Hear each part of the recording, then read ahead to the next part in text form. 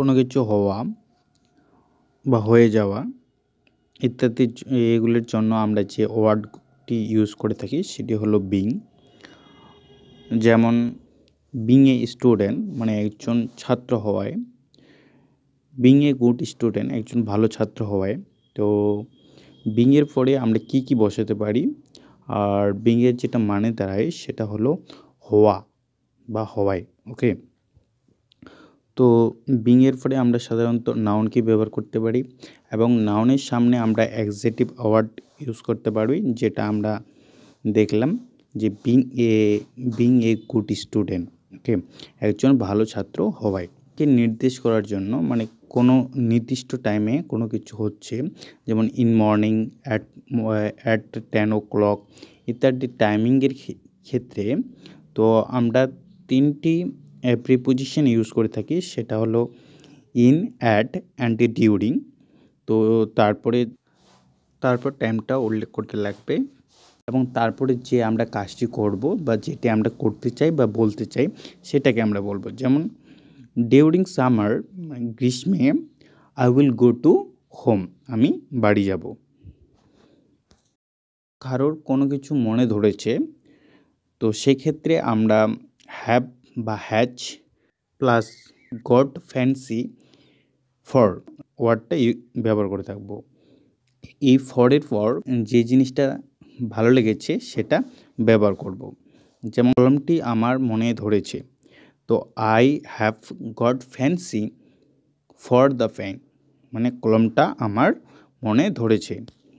কেউ কোনো কিছু করতে ভয় পায়, তো স্কার্টস অফ এই ওয়ার্ডটা আমরা ব্যবহার করি এবং অফের পর স্কার্টস অফ এর পর যেখান থেকে বা যা করতে ভয় পায় সেটা উল্লেখ করব। যেমন কি সে ইংরেজিতে ভয় পায়।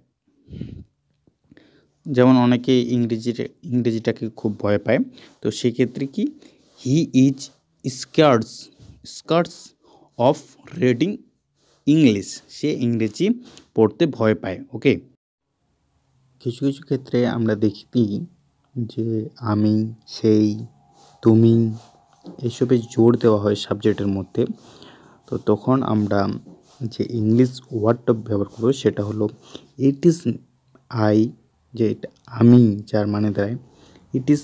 যেমন it is I who goat GPA 5। ওকে, আমি সেই, বা এখানে কি আমি সেই যে GPA তে 5 পেয়েছে। ওকে, GPA-তে 5 পেয়েছে, যেটার মানে দাঁড়ায়।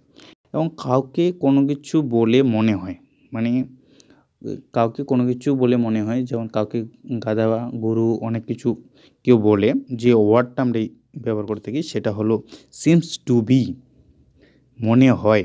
সিমস টু বি মনে। দেখুন, হি সিমস টু বি ফুল, তাকে বোকা বলে মনে হয়।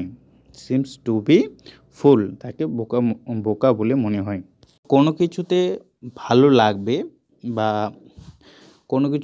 লাগবে বা মানাবে, তো সেক্ষেত্রে আমরা লুক নাইস উইথ ইউজ করে থাকি। যেমন তোমাকে শাড়িতে ভালো মানিয়েছে বা ভালো মানাবে, you are look nice with the red sari. যখন কেউ কোনো কিছু করতে বা সেটাকে পাওয়ার জন্য একটা মরিয়া হয়ে ওঠে, তো তখন আমরা ডাইং টু বি ইউজ করে থাকি। তো একটা উদাহরণ সহকারে আমরা দেখে নিই বিষয়টা কেমন। সে চাকরি পেতে মরিয়া হয়ে উঠেছে, তো সেক্ষেত্রে যে ইংলিশ যেটা দাঁড়াবে সেটা হলো he is dying to be, যেটা এর আগে আমরা পড়লাম, dying to be get the job, সে মরিয়া হয়ে উঠেছে জবটাকে পাওয়ার জন্য।